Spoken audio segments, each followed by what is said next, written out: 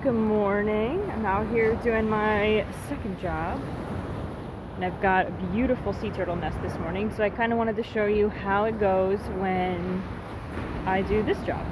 You guys see me do my teaching job pretty regularly. I'll show you this one. So, we've got equipment, including the biggest tape measure I've ever seen.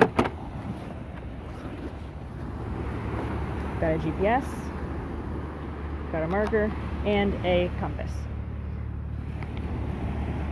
So when I first get out here, I have to identify what kind of nest I'm looking at. And based on the time of year, these crazy tracks, they look like monster truck tracks. I know that this was a leatherback. So she came up this way, started digging, laid her nest somewhere in this area, and then started to cover up until she actually did a donut down there and went back out to the ocean. So now that I know what she was, I start to see if I can make a little video stand for myself. I then have to make stakes that tell what type of turtle I have. So today's date,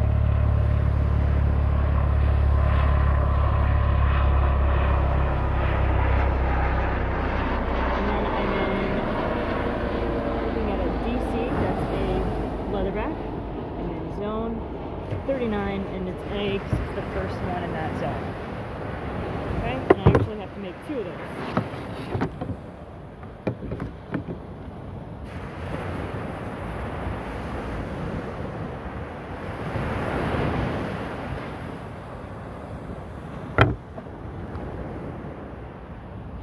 So, I take my stakes.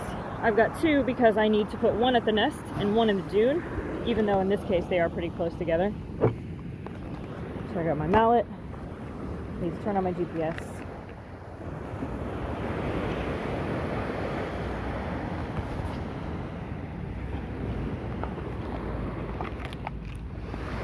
Then I take my stuff over to my nest. Go around the back side of it because I don't want to step on anything. These guys lay really big nests. They're very deep in the sand, and it's often really hard to tell where they are because they camouflage it really, really well.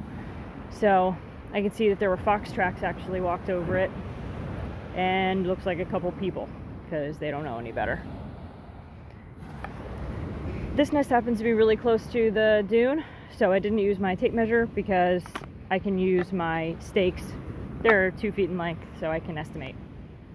So my first thing is I'm going to place a nest stake approximately just west of where the egg chamber is supposed to be.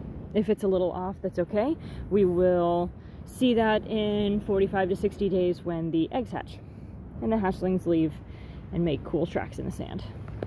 So about this place too, I will GPS mark this, and all this gets logged into a data sheet. Good. So then I'll estimate that it's what? About a foot away, and I'll place this. On other beaches where they're much further away, I use my tape measure because I need an exact measurement. So on the back of my stakes, I have to write 2 things. One of the things is going to be how far away they are from each other, so it's about a foot. And then the other thing I have to write down is the degrees west on my compass. This. So I look through here, and then I can tell that the nest stake and the dune stake are about 275 degrees west. And I put that too. Again, all of this gets logged into a data sheet. The reason we do 2 stakes is so that if for some reason we're on a beach where this nest stake goes missing, the data's on the dune stake. And on a beach this narrow and on a nest this close to the dune, you can see that they're not very far apart. But on a beach that's 100 or more feet in width, and the nest is closer to the ocean and the wave action, we're gonna need that stake because this one goes missing a lot. And if we're in a beach with a lot of people, this also goes missing a lot. So at this point, I will document the distance here and the degrees west, but then I also have to document about how far it is from the nest to the high water line, and that also gets documented in my data sheet.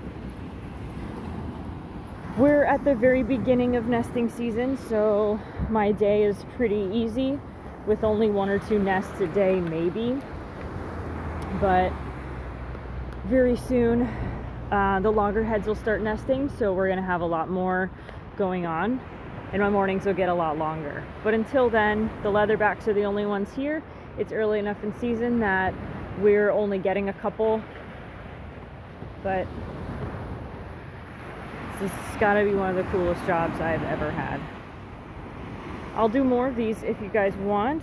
I don't mind posting some extra stuff to Classroom here for you, and I like showing you what I get to do outside of the classroom. I hope you guys are all doing well. I miss you and love you. Bye.